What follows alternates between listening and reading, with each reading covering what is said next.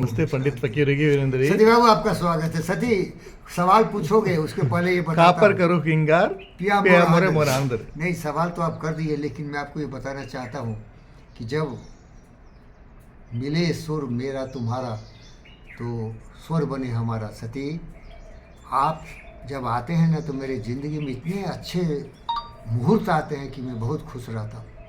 इसका वैल्यू समझिए आप।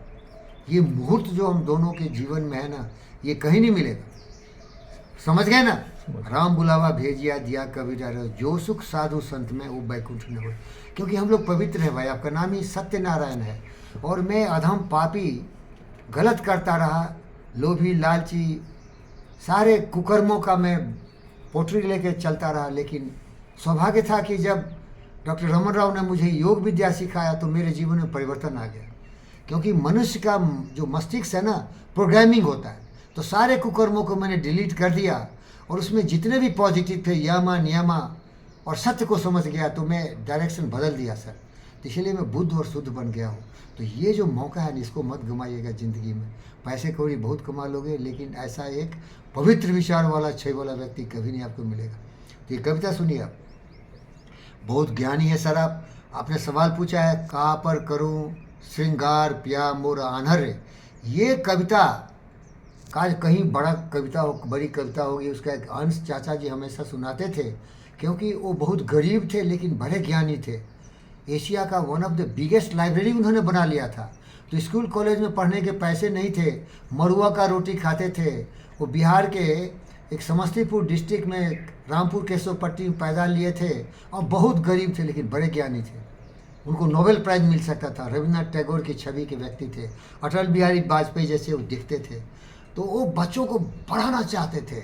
तरक्की के रास्ते पढ़ाई होती है, ज्ञान का मार्ग दिखाना चाहते थे, लेकिन उनके बच्चे पढ़ते नहीं थे। बड़ा बेटा सुसाइड करके मर गया ट्रेन में।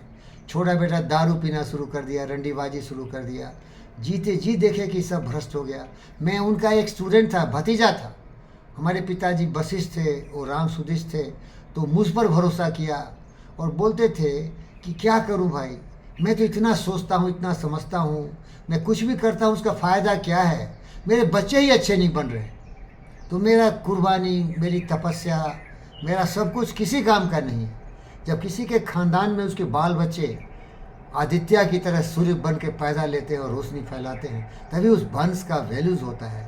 तो उनको दुखी इस बात का था कि मैं इतना पढ़ाई लिखाई किया, पैसे कौड़ी तो नहीं था, लेकिन किस लिए मैं क्या करूं, करने से फ़ायदा भी है तो क्या है, क्योंकि मेरा तो कोई उसको भोगने वाला नहीं है, कोई उसका इस्तेमाल करने वाला नहीं है।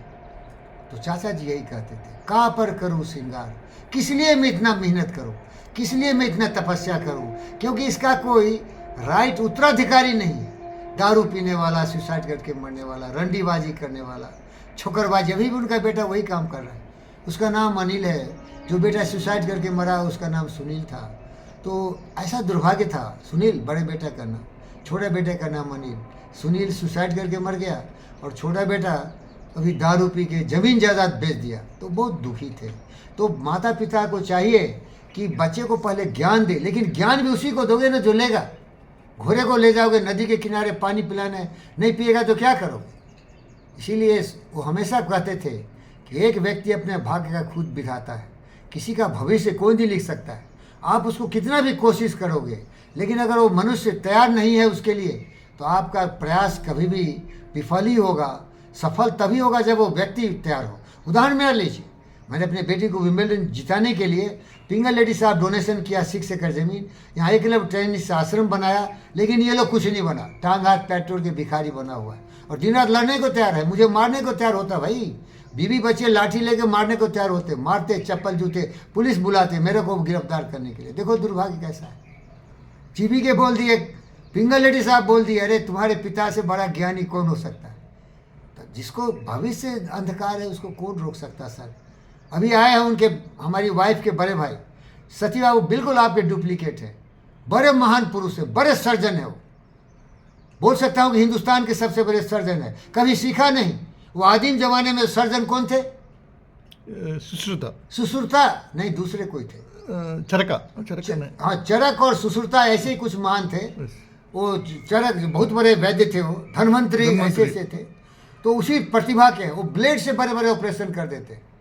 वो आए थे यहाँ, जब पिंगल रेड्डी साहब का दिया हुआ 6 एकड़ जमीन देखे तो एक बोले थे जो आपको कई बार सुनाया, होई सपूत तो क्या धन संचय, होई सपूत तो क्या धन संचय, ओय सपूत तो क्या धन संचय, होई कपूत तो क्या धन संचय। ओ कपूत तो क्या धन संचय। अरे यार, सपूत बेटा होगा ना मेरी तरह। जब हमारी शादी हुई मेरी वाइफ वंदना से, तो उनके पिताजी बहुत बड़े एकड़ जमीन और बहुत बड़े बंगला दे रहे थे, तो मैं इनकार कर दिया। बोला आशीर्वाद दो, मुझ में वो दम है कि इससे बहुत बहुत अचीव कर सकता हूँ। किया मैंने। आज ओम शांति आश्रम में बैठे हो ना, ये मिनी पैलेस है, और पिंगल रेड्डी साहब का आशीर्वाद से जो 6 एकड़ ज़मीन बना रहा, वही मेरी ज़िंदगी की धुरी है। तो डॉक्टर अमरिंदर झा सही बोल के गए थे, आज मेरी बेटी कुछ नहीं हुआ, तो क्या फ़ायदा है उस ज़मीन से। और क्या फ़ायदा था कि हमारे ससुर जी देते कुछ ज़मीन, मैंने खुद बना लिया। तो सर यही बताऊँ, का पर करूँ सिंगार पिया मोर आनर है, होई सपूत तो क्या धन संचय, होई कपूत तो क्या धन संचय। चाचा जी जो भी कमाए, उनका बेटा रंडीबाजी और दारूबाजी करके ज़मीन जायदाद बेच दिया, रंडीबाजी कर रहा है, रोड पर पड़ा रहता है नंगे। देखो भाई कर्म का खेल, पढ़े फारसी बेचे तेल, देखो भाई कर्म का खेल। Thank you.